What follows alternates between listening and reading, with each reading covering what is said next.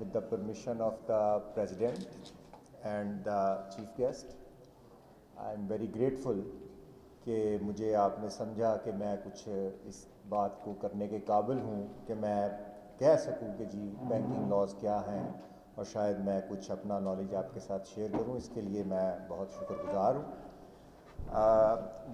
جو تو ٹاپک مجھے دیا گیا تھا یا آئیڈیا دیا گیا تھا جس پہ میں نے ایڈریس کرنا ہے وہ تو ہے لٹیگیشن, لیکن وہ جو آربٹر ڈکٹا یعنی کہ جو سائڈ پہ پوائنٹ ریز ہوئے ہیں وہ تو آج کل کے ماحول میں کافی سینسٹیو ہیں, لہذا میرا خیال ہے اس چیپٹر کو تو نہ ہی چھیڑا جائے تو بہتر ہوگا بجائے کہ ہم اس ڈیبیٹ میں چلے جائیں.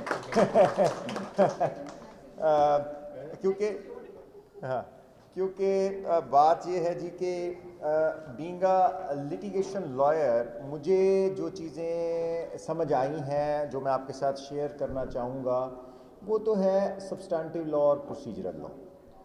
اور جیسے شروع میں ہی انہوں نے بات کی ہے پریزیڈنٹ صاحب نے کہ یہ جو لٹیگیشن ہے that is primarily relating to قرضہ جات, لونز, فنانسز جو بینک لوگوں کو قرضے دیتے ہیں. یہ بات بالکل درست ہے کہ جب لفظ بینکنگ کوٹ آتا ہے تو عام آدمی کے ذہن میں یہ آتا ہے کہ بینک نے مجھے چیک بک نہیں دی, بینک مجھے کیش نہیں دیتا, بینک کی سروس ٹھیک نہیں ہے, تو لہٰذا میرے جو ریڈریسل ہے جو مداوع ہے وہ بینکنگ کوڈ میں وہ بالکل نہیں. بینکنگ کوڈس جو ہیں وہ کانسٹیٹیوٹ ہوئے ان کے پریامبل کے مطابق only to recover the stuck up loans, full stop. اور سب سے بڑی بات یہ ہے کہ چونکہ ہمارے ملک میں سول لٹیگیشن بہت زیادہ ٹائم لے جاتی ہے under the due process of law other then this financial institution, تو اس لیے اس کے اندر تھوڑا سا اس کو کرٹیل کر کے کائنڈ آف سمری پروسیجر بنایا گیا.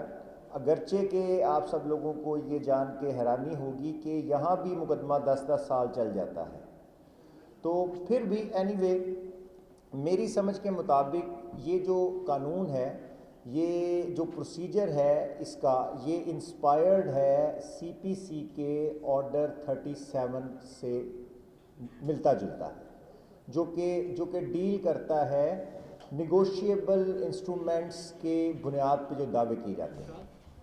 اب ایک بات طے ہے کہ اس کا پرائمری آبجیکٹ جو تھا وہ یہ تھا کہ جب بینک کوئی قرضہ دیتا ہے, اب وہ قرضہ جو ہے آج آپ کے سامنے لفظ قرضہ ہے لیکن اس کی بہت ملٹی ڈائمینشنز نکل آئی ہیں. وہ قرضے کو ہم اسلامک بینکنگ بھی کہتے ہیں جہاں شاید تھوڑا سا میں جواب دے سکوں آپ کی بات کا, اور اس میں کنونشنل بینکنگ بھی ہے.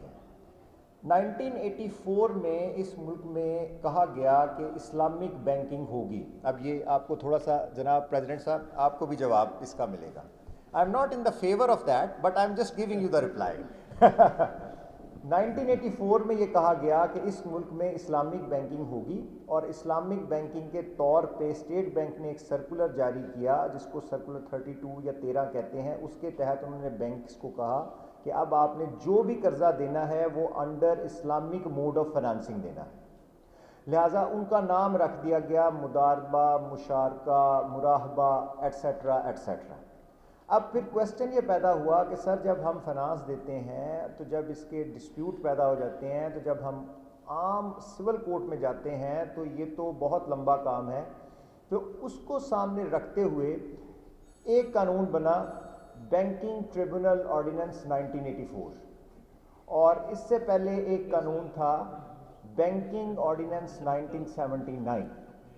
ان دونوں میں فرق یہ تھا کہ ایک قانون اسلامک قرضوں سے ڈیل کرتا تھا اور ایک قانون جو ہے وہ انٹرسٹ بیرنگ قانون سے ڈیل کرتا تھا. لیٹر آن امینڈمنٹ ہوتے ہوتے آج ہمارے سامنے فائنینشیل انسٹیٹیوشن آرڈیننس 2001 ہے. یہ وہ کتاب ہے جو شاید اس وقت میں نے آپ کو اس سے ریلیٹڈ تھوڑی سی لٹیگیشن کے اوپر بات کرنی ہے, اور یہ اس وقت پرومولوگیٹڈ لا ہے جو کہ تمام پرانے قوانین کو ریپیل کر کے اس وقت فلی امینڈڈ آپ کے سامنے ہے سو فار ٹل ٹوڈے. اب اس قانون میں اس کے قانون کے آنے کی ایک وجہ یہ بھی تھی جو بڑی امپورٹنٹ ہے کہ جب تک بینکنگ ٹریبیونل آرڈیننس 1984 تھا تو جو بندہ قرضہ لیتا تھا اس کو کسٹمر کہتے تھے. کسٹمر کو جب کوئی ڈسپیوٹ ہوتا تھا تو وہ اپنا کیس جب بینکنگ کورٹ میں لے کے آتا تھا تو کہتے تھے تم سول کورٹ جاؤ, اور جب وہ سول کورٹ میں لے کے جاتا تھا تو اس کو کہتے تھے بینکنگ کورٹ جاؤ. لہٰذا جورسڈکشن کا ایشو تھا کہ سبجیکٹ میٹر کی جورسڈکشن کس عدالت کے پاس ہے.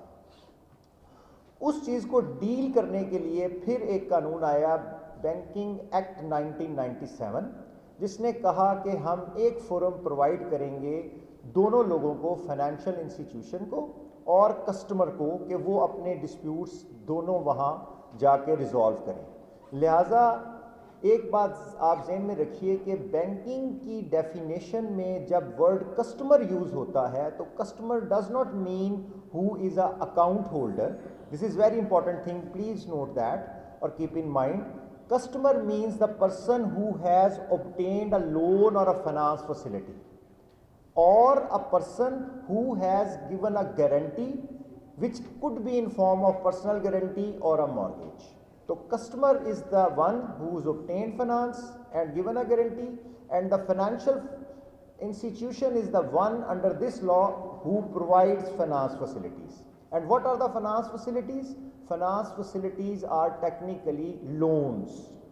Now in ordinary word we use word finance, loan, this and that, but I tell you the credit card is also a finance facility. The auto loan, which usually you see the rush of vehicles in the Lahore, is also result of finance facility. Personal loans, on the basis of which the banks usually attract you, that you go for vacations and you can get any amount, that is a personal loan, is also a finance facility. Otherwise, any finance facility from 300,000 or 100,000 up to billion of rupees is a finance facility, and if there is a dispute, the forum is banking court. Now the next is pecuniary jurisdiction. If the dispute is up till 100 million, is meaning thereby 10 crore, then the banking court constituted under the federal government. And if the dispute is more than 100 million, then the matter will go to the High Court. So now for the purpose of going to the banking court, there should be a financial institution, there should be a customer, and there should be a matter arising out of finance. لہٰذا یہ آپ کے سامنے تین چیزیں آ گئی کہ آپ بینکنگ کورٹ میں کن معاملہ جات میں جا سکتے ہیں. اگر آپ نے بینک میں کوئی اکاؤنٹ کھولا ہے اور آپ کا بینک کے ساتھ کوئی ڈسپیوٹ ہو گیا ہے, بینگ اے اکاؤنٹ ہولڈر آپ بینکنگ کورٹ نہیں جا سکتے. That is not the case covered under the domain of banking code اور فائنینشیل انسٹیٹیوشن آرڈیننس 2001. اب ایک بہت پرائمری بات جو ہے کہ بینکنگ کوڈ میں انیشلی بیسک چیز کیا ہے؟ بیسک چیز ہے ریکوری سوٹ. بینک کہتا ہے جا کے کہ I entered into agreement with the customer, he did not fulfil his obligation, so a suit should be filed against him and a decree may be passed. یہ ہے section 9. Now this is the most important section under Financial Institution Ordinance 2001, that is section 9. Under section 9 there are certain requirements on the basis of which the suit should be filed. The basic requirement under section 9 is non-fulfillment of an obligation. Now when the suit is filed, سب سے ضروری بات جو bank کو اپنے دعوے میں بتانی ہے وہ یہ ہے کہ میں نے اس کو کتنے پیسے دیے, اس نے مجھے کتنے پیسے واپس کر دیے, اور آج تک اس کے ذمے کیا رقم واجب الادا ہے. یہ سیکشن 9 کی ریکوائرمنٹ ہے. اور اگر آپ کامن سینس میں دیکھیں تو فرض کریں اگر میں نے کسی سے پیسے لینے ہیں تو مجھے اگر میں اس کے خلاف درخواست بھی لکھوں تو میں نے یہی لکھنا ہے کہ میں نے اس کو 100 روپیہ دیا تھا, اس نے مجھے 10 روپے واپس کر دیے ہیں, اور اب یہ اس نے 90 روپے دینے ہیں. اب یہ ہے سیکشن 9 کی ریکوائرمنٹ. اس کے ساتھ آپ نے لگانا کیا ہے؟ اس کے ساتھ سب سے امپورٹنٹ چیز جو ہے وہ بینک لگاتا ہے اسٹیٹمنٹ آف اکاؤنٹ. اچھا, اسٹیٹمنٹ آف اکاؤنٹ ایک ڈاکومنٹ ہے جس بعد اب یہ جو نئی چیزیں آئیں 2001 میں تو لا آیا، لیکن یہ آج سے کوئی 3-4 سال پہلے سیکشن 15 میں امینڈمنٹ ہوئی اور دوبارہ اس کو انٹروڈیوس کرایا گیا. اس میں کہا کہ چارٹرڈ اکاؤنٹنٹ جو ہے وہ لائبلٹی ڈٹرمن کرے گا بیفور ٹیریٹوریل جورسڈکشن کا. اسی طرح آپ پیکیونری جورسڈکشن کا دیکھ سکتے ہیں کہ یہ دعوے میں جو ڈسپیوٹ ہے یہ 10 کروڑ کا ہے، یہ 10 کروڑ سے زیادہ کا تو نہیں ہے، انہوں نے غلط کورٹ میں کر لیا ہے، یہ آپ کی لیگل گراؤنڈ ہے. پھر آپ نے یہ دیکھنا ہے کہ جو اسٹیٹمنٹ آف اکاؤنٹ ساتھ لگائی گئی ہے دعوے کے، کیا وہ ان اکارڈنس ود لا ہے. اس پہ بھی اگرچہ بہت ڈبیٹ ہے، لیکن میں ابھی آپ کے ساتھ بالکل پریلیمنری باتوں پہ رہوں گا کہ کیا وہ سرٹیفائڈ ہے in accordance with bankers book of evidence act. میں bankers book of evidence act کو بھی نہیں چھوڑوں گا کیونکہ پھر بات ادھر ادھر سے نکل جائے گی. لہذا یہ وہ چند ڈیفینسز ہیں جو آپ نے لینے ہیں. اور ایک بات، دو لا میں کہتے ہیں کہ it is an application for leave to defend, but under section 10 it is written that it would be or it should be in form of written statement. تو لہٰذا آپ نے ریٹن اسٹیٹمنٹ کی طرح وہ بنانی ہے، یعنی کہ آپ نے ایک پیرا دیکھنا ہے اس کا جواب دینا ہے، پیرا دیکھنا ہے اس کا جواب دینا ہے، جیسے کہ return statement under order 8 CPC بنتی ہے، اور اس کا آپ کو اویسو ڈینائل نہیں دینا. سو اب آپ کے سامنے باتیں طے ہو گئیں کہ factually application for leave to defend میں کیا ہونا چاہیے اور لیگلی کیا ہونا چاہیے اور مینڈیٹری ریکوائرمنٹس کیا ہیں. یہ آپ کے سامنے میں نے سیکشن 10 کا تھوڑا سا آپ کو آئیڈیا دے دیا ہے. ادروائز تو لا پہ آپ جتنی دیر مرضی چلتے رہیں، different situations, different scenarios and different interpretations. اچھا، اب دوسری چیز جو مجھے اب بتائی گئی کہ I should point out is section 15. Section 15 پہ آپ نے ریسنٹلی خبروں میں سنا ہوگا کہ وہ جیو نیوز والے نے ایک دن کہا جی کہ اب فور کلوجر کا لا پاس ہو گیا ہے، بینکوں کو آزادی مل گئی ہے، قرضہ اگر آپ کو نہیں دیا تو آج سپریم کورٹ نے کہہ دیا ہے کہ جناب آپ فور کلوجر کر لیں. اب میرا خیال ہے عام آدمی سمجھتا ہے کہ فور کلوجر کا مطلب یہ ہے کہ بینک جو ہے ایک اس کے پاس پراپرٹی مارگیج ہے، اس کو قرضہ نہیں ملا، وہ جائے اپنے بندے لے کے جائے اور پراپرٹی میں جا کے قبضہ لے and foreclosure is done. یہ بالکل ایسے نہیں، it is not at all. Section 15 یہ ہے، وہ یہ کہتا ہے کہ the sale of mortgage property without intervention of the court, full stop. یہ ایک نیا آئیڈیا ہے، دس از اے نیو آئیڈیا. ہمارے لا میں، سول لا میں ان دا پاکستان یہ بڑی ایک سمپل رول ہے کہ one can not be the جج آف ہز اون کاز. مثلا میں خود ہی کہوں جی یہ میرے پیسے آپ نے دینے ہیں، اور پھر میں خود ہی فیصلہ کر دوں کہ ہاں آپ ہی نے دینے ہیں اور چلیں جی اس سے پیسے لے لیں. نو. نمبر 2، ایوری کلیم، میرا خیال ہے even in the tax bar whenever a demand is raised or anything is raised, it is always subject to some judicial review. کہ اگر آپ اس سے ڈس ایگری کرتے ہیں، you must have a forum, you have a forum, you go there and then the claim is adjudicated. So same is the case کہ اس کے اوپر tax section 15 پہ یہ تھا کہ یہ کیسے ہو سکتا ہے کہ بینک قرضہ دے، اس کے بعد خود ہی حساب کتاب غلط کرے اور غلط حساب کتاب کرنے کے بعد بڑھا چڑھا کے پیسے مانگے اور جا کے گھر پہ قبضہ کر لے. No, it can not be done. اچھا، اب on the other hand trend یہ ہے پاکستان میں کہ جس نے ایک دفعہ پیسے لے لیے، سبجیکٹ ٹو آل ایکسیپشن، وہ پیسے واپس نہیں کرنا چاہتا. اب میں تھوڑا لائٹ سی بات کرتا ہوں، آپ کو تھوڑا آپ کو بیہیویئر بتاتا ہوں. The behaviour of a defaulter, وہ پہلے دن جب وہ ڈیفالٹ کرتا ہے تو اس کی نیت صاف ہوتی ہے کہ میں پیسے واپس کروں گا. جب وہ عدالتوں میں جاتا ہے اور پھر وہ دیکھتا ہے کہ بھئی یہاں تو بہت ابیوز آف پرابیلٹی کتنی ہے.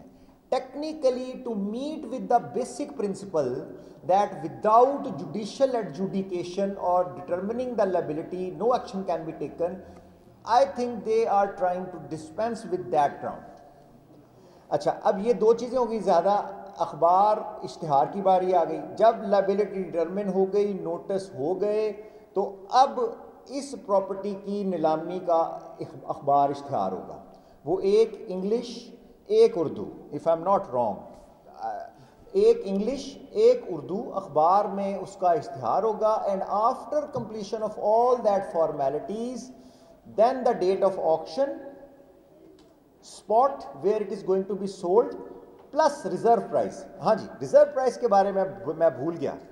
जब भी कोई जायदाद बिकनी है अंडर सेक्शन 15 तो ये भी तय करना है कि वो प्रॉपर्टी जो है वो कितनी मालियत की है। मसलन बैंक वैसे ही एक 15 करोड़ की जायदाद की 5 करोड़ मालियत में बेच दे, how it will be determine. उसके लिए सेक्शन 15 ये कहता है कि बैंकिंग कोर्ट 3 वैल्यूएटर्स से, जो कि स्टेट बैंक ऑफ पाकिस्तान के नुमाइंदे होंगे, अपॉइंटेड होंगे, उनकी से प्रॉपर्टी का सर्वे कराएगा और फिर जो एवरेज प्राइस निकलेगी वो प्राइस होगी जो रिजर्व प्राइस होगी उस प्रॉपर्टी की, जो कि सेक्शन 15 के तहत बिकनी है, और वो रिजर्व प्राइस से कम नहीं बिक सकती प्रॉपर्टी। सो अब आपके सामने सेक्शन 15 की जो स्टेजेस हैं वो ये हैं: नोटिस, उसके बाद चार्टर्ड अकाउंटेंट, उसके बाद